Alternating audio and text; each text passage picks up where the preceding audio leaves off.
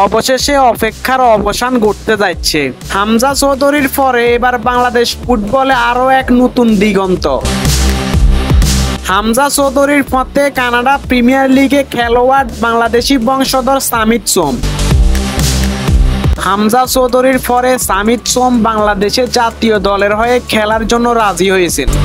তার পাসপোর্ট সংক্রান্ত সমস্যাগুলো সমাধান হয়ে যাওয়ার পরেই তিনি বাংলাদেশে আসবেন এবং জাতীয় দলের হয়ে খেলবেন।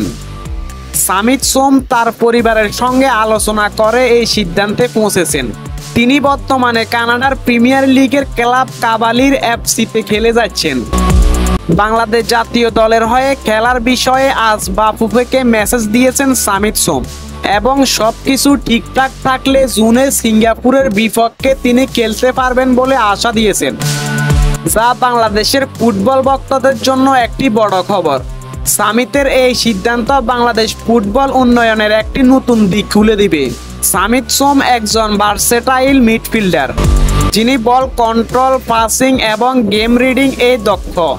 তার অভিজ্ঞতা ও পেশাদারিত্ব বাংলাদেশ মিডফিল্ডের নতুন গতি আনতে পারে।